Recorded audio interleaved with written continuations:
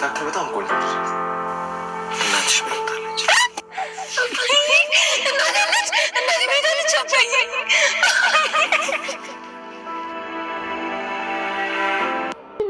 እኔ ደግሞ በዛው የምንቀር መስሎኝ አብሬ ልሄድ ነው።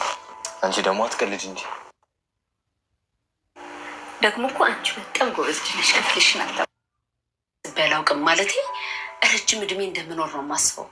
ሰዎች ክፉና ጨካኝ የሚሆኑት ሞት እንዳለ ስለሚረሱ ነው እንጂ ሁሉም ሞት እንዳለ ቢያስታውስ ኖሮ የዋህና ምስኪን ፍጡር ነበር። ለዛ ነው እንደሚሞት ሰው መኖር እፈልጋለሁ ያልኩሽ። አንተ እነዚህ መጽሐፍት ከእድሜ ኤቢ ሰላምን በቀላሉ የምትፋታት ሆና አልተገኘችም።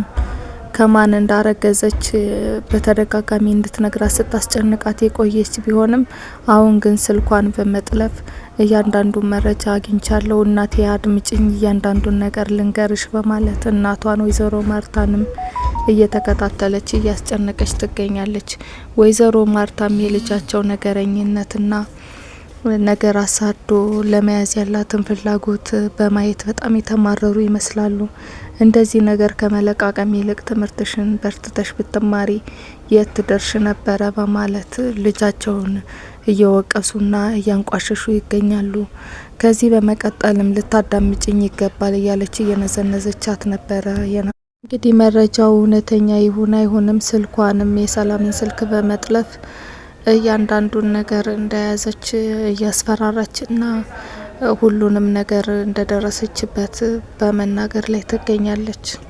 አቶ ደረጀ ለዳጣ እናቷ በህይወት እንዳለች ነግረዋታል። ዳጣ ከልክ በላይ ነበረ ደስ ያላት እና ግን ለቤታቸው ሰላም ሲል አሁን ለማስተዋወቅ እንደማይፈልግና ወይዘሮ ማርታ ለቤቷ ማቹና ሳለ እሳቸው ወስልተው ከውጭ ልጅ በመውለዳቸው የቤታቸው ሰላም ሊደፈርስ እንደሚችል በማሰብ እንድትታገሳቸውና ነገሮችና ሁኔታዎች ሲመቻቹ ሊያስተዋውቃት እንደሚችል ነግሯታል። ዳጣ ደግሞ እናቴን እመስላለሁ ወይስ አንተን እመስላለሁ? እናቴ ቆንጆ ናት ወይ በማለት በደስታ ልትሞት ደርሳለች። ዋናው ግን በህይወት መኖሯ ነው በማለት በጣም ነው እየተደሰተች ያለችው። እሳቸውም ነገሮች ሲመቻቹ ሊያስተዋውቋት እንደሚፈልጉ ነግረዋታል። በሌላ በኩል ዳጣ ሰላምን ከማን እንዳረገዘችና የልጇ አባት ምን እንደሚመስል ለማጣራት እየሞከረች ነበረ። ሰላም ግን በሀሳብ ጭልጥ ብላ ከአቶ ደረጀ ጋር የነበራትን ቆይታ ወደ ኋላ በመመለስ እያሰበች ነበር የነበረው። ይህም ሁኔታ እንግዲህ ወይዘሮ ማርታ ወደ ዱባይ በሄዱበት አጋጣሚ ነበረ አቶ ደረጀ መጠጥ አብዝተው በመጠጣት ጥንብዝ ብለው ሰክረው ወደ ቤታቸው ሲመለሱ ሰላም ወይዘሮ ማርታ ስለመሰለቻቸው ነገሮችን ሁሉ ከመኪና ደግፋና ደጋግፋ ስታወርዳቸውና ደግፋ ወደ ቤት ስታስገባቸው ሰላምን ሲያወሩ ማርታ እያሉ ነበረ የሚጠሯት። ምክንያቱም እሳቸው አልኮል አናታቸው ላይ ወጥቷልና ሰው መለየት አይችሉም ነበረ። ይህን አጋጣሚን በመጠቀም ነበረ ሰላም አብራቸው ልትተኛና ልታረግዝ የቻለችው። እንግዲህ ፈጣሪዋን ይቅር በለኝ ልጅ መውለድ ስላለብኝ ነው መተካት ስላለብኝ ነው ዘር እያለች ስትለምን ታስተውላለች። ይህም ሆኖ ዳጣ ምን ነው በሀሳብ ሄድሽ ስትላት ምንም በቃ የሚነገር አይደለም ግን ፈልጌ ነው ልጄን ያረገዝኩት በማርገዜም ደስተኛ ነኝ በማለት መልሳላታለች። ምንም እንደማይጸጽታት አስታውቃታለች። ማርታ ለአቶ ደረጀ አቤጌል ፍቅር ስለያዛት ነው እንደዚህ እየተነጫነጨች ያለችው። ሌላ በኩል ናታን ደግሞ በጣም መልካም ልጅ ነው። ስለዚህ ሁለታቸው ቢጋቡ ይሄ ጸባይዋ እንደሚቀየርና እንደሚስተካከል ለባለቤታቸው እያስረዳች ነው የምትገኘው። አቶ ደረጀ ደግሞ በተቃራኒው ልጃቸውን ሊደግፉ አልቻሉም። እንደውም አቤጌል ለትዳር የምትሆን ሴት አይደለችም፣ ጭራሽም ይሄ ጸባይዋ እየተመቻቸው እንዳልሆነና እንደውም ለናታን እንደማትመጥን ነበረ ሲናገሩ የነበሩትና እናትየው ግን ከልጃቸው ጎን ነው የሆኑት። ናታንን ብታገባ ጸባይዋም እንደሚስተካከል አሁን ደግሞ ፍቅር ስለያዛት እንደሆነ እየተነጫነጨች ያለችው በዚህ ጉዳይ እየተመካከሩ ነበረ።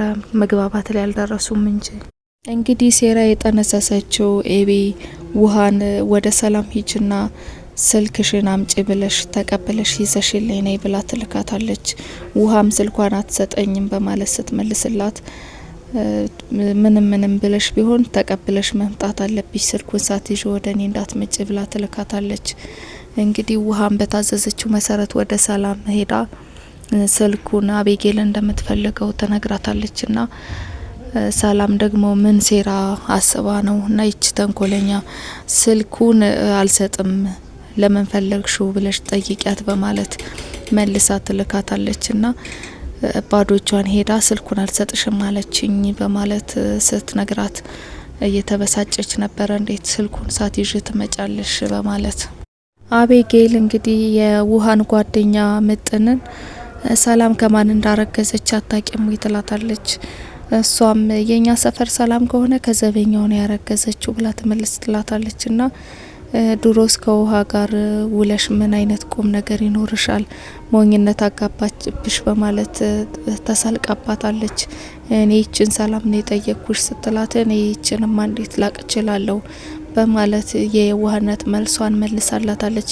እንግዲህ ወይዘሮ ማርታም ልጃቸውና ናታንን ለማቀራረብ ጥረት እያደረጉ ናታንን አነጋግረዋለሁ በማለት ለራሳቸው በገቡት ቃል መሰረት ናታንን አቅርበው ጠይቀውታል። አቶ ደረጀ ሚስት ቢያመጣልህ ታገባለህ ወይ ብለው ሲጠይቁት አባዬ ለኔ ትሆናለች ያላትን ሴት ቢያመጣ አገባለሁ፣ ምክንያቱም መልካሙን ነገር ነው የሚመርጥልኝ በማለት ሲመልስላት በአግራሞት ነበረ ስትሰማው የነበረውና ከዳጣና ከአቤጌል ማንን እንደሚወድ ይጠይቁታል። አሁንም እሱም በሀሳብ ጭልጥ አለ። ምክንያቱም ልጇን የእርስዎ ልጅ ባለጌ ናት ቢል የምትሰጠውን ምላሽ በማንሰላሰል ይህንን ምላሽ በዝምታ ሊያልፈው ፈልጓል። ምንም ነገር ባለመናገር ነበረ ያለፈው። ምጥንና ውሃ ምጥንን ወደ ቤቷ ለመሸኘት ውሃ ተከትላት ወጥታ ነበረ። ከዚህ በመቀጠል ነበረ ዳጣ ተከታትላቸው ስትወጣ አንድ ለየት ያለ አነዳድ ያለው መኪና ያዩትና ዳጣ የዝና መኪና ሊሆን ይችላል በማለት በፍራቻ እየተከታተለች የሚሆነውን ለማወቅ እየሞከረች ነበረ።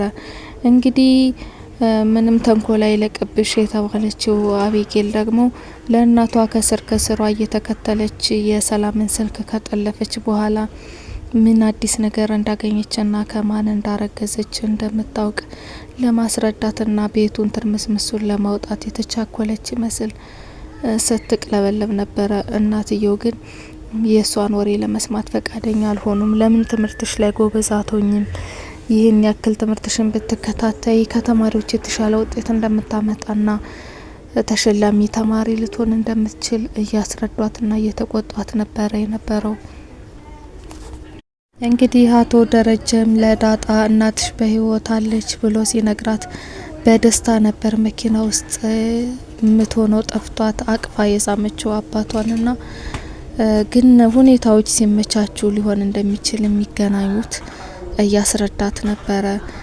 ሰላም ጤና ይስጥልኝ ውድ የዳራ ሲኒማ ተከታታዮች፣ የዛሬው ድራማ ይሄን ይመስላል።